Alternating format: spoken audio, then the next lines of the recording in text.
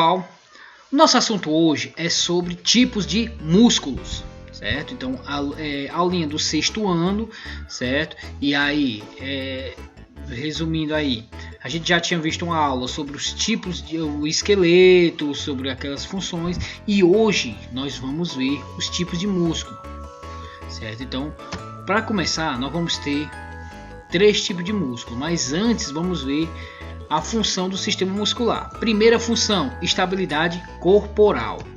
Segunda função, produção de movimentos.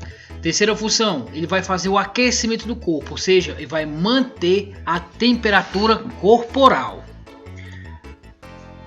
Depois ele vai também a função de preencher, certo? Então, graças ao preenchimento dessas lacunas que tem no nosso corpo, é que vai dar sustentação ao nosso corpo, beleza? Auxílio no fluxo sanguíneo. Quando o músculo ele aperta um no outro, ele flexiona no outro, e o que ele vai fazer? Ele vai fazer com que as veias retornem o sangue para o coração. Então, uma das funções básicas do sistema muscular seria esta daí, ok? Então, os tipos de músculo. Guarde aí, agenda esse assunto aí, que ele é muito importante, certo? Esse assunto aí, ele é interessante e cai em questões. Vamos lá. Tipo de músculo: estriado e esquelético. É aquele músculo de contração voluntária, ou seja, você precisa movimentar, certo? Então ele está preenchido em toda a extremidade do corpo. Toda a extremidade do corpo vai ser formada por esse músculo estriado esquelético, certo? Então, qual é a dica aí? Ele vai ter estrias, certo? Vai ter vários núcleos nas células, e o que é mais importante, o estriado esquelético, ele vai depender da sua vontade para ele funcionar. Já o estriado cardíaco, certo? Esse é o estriado esquelético. Já o estriado cardíaco, que é esse que vocês estão vendo agora aí, ele é um músculo que vai estar presente principalmente no coração, certo? Ele vai formar o que nós chamamos de miocárdio, certo? E o que é interessante nele? Ele vai ser involuntário, certo? Você não pode chegar a dizer: eu quero que o meu coração pare. Você vai conseguir fazer isso? Jamais você vai conseguir fazer isso, certo? O coração não vai parar, certo? Então, porque ele é involuntário, ele não depende da sua vontade para funcionar. E vamos ter o músculo liso, certo? O músculo liso, esse daí, ele vai estar presente principalmente em alguns órgãos, principalmente aí nós temos o exemplo, uma artéria, certo? E aí nós vamos ver aí essa parte do músculo. Qual é a principal característica do músculo liso? Ele é involuntário, ou seja, ele não depende da minha vontade para funcionar, certo? Outro detalhe importante é que ele ser involuntário, ele também vai revestir algumas partes do corpo, certo? Como por exemplo, você não regula a questão da digestão. Quem vai fazer isso é o músculo liso, certo? Igual o movimento peristáltico, aquele movimento que você engole, certo? Quem vai fazer isso automaticamente, certo? Na hora da descida da comida, é o músculo liso. Não esqueça disso, ok? Seguindo mais adiante e seguindo o conteúdo do livro de vocês, ele vai dar os exemplos de alavancas, certo? E o corpo ele vai ter e tem muitas alavancas. E aí vai a dica, ó: alavancas são máquinas simples. Enquanto o público estiver pensando em um número, vamos surpreendê-lo com o próximo slide. Bem interessante essa frase, né? Então vamos ver aí. Nós temos aí uma imagem, e nessa imagem nós vamos ter aí os tipos de alavanca no corpo humano. Nós vamos ter aí, por exemplo, A1, uma interresistente. Qual é a característica que vamos ver? Que o apoio ele fica aqui nessa parte, ó.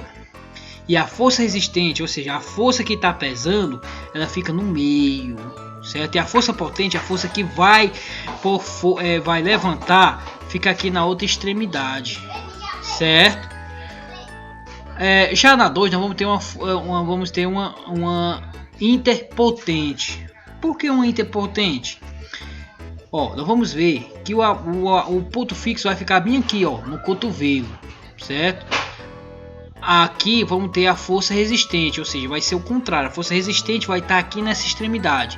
Aqui a força potente vai ficar aqui no meio, ou seja, ele vai ter que se esforçar bastante para levantar este peso, certo? Isso nós chamamos de alavanca interpotente. Já aqui nós vamos ter uma interfixa.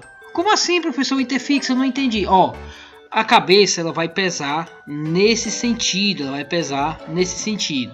Nós vamos ter aqui o ponto fixo, que fica aqui bem no meio, e aqui na outra extremidade é a parte da força. Então, quando você vai levantar a cabeça, certo? Você puxa e aí o que acontece? Você está levantando, está gastando uma energia para levantar essa força resistente que está aqui. Certo? Então, esses são alguns exemplos de tipo de alavanca que nós temos no corpo. O que eu tenho que guardar sobre alavancas? Que nós vamos ter essas três: interresistente, interpotente e interfixa. Qual é outra coisa que eu tenho que guardar sobre as alavancas? Que vai depender do objeto que esteja no meio. Se aqui é um objeto que está forçando, nós vamos ter a força resistente. Se no meio estiver quem está pondo a força, vamos ter a força potente. E aqui a interfixa, quando o ponto fixo fica bem no meio, bem no centro, beleza? Dando continuidade, vamos ver aí sobre a coluna, sobre a coluna vertebral, conhecida também como coluna dorsal. Primeira coisa que eu preciso saber, ela tem 33 vértebras e permite o ligamento e a mobilidade do nosso corpo. Então, graças a ela, nós temos uma grande capacidade de movimentação, certo? Observação aí, hérnia de disco. A hérnia de disco é caracterizada pela ruptura, certo? Um deslocamento do disco intervertebral. Certo? Ou seja, é uma cartilagemzinha que fica entre uma vértebra e outra, para que o osso não encoste no outro. Então fica uma vértebrazinha, essa vértebrazinha vai amortecer. Certo?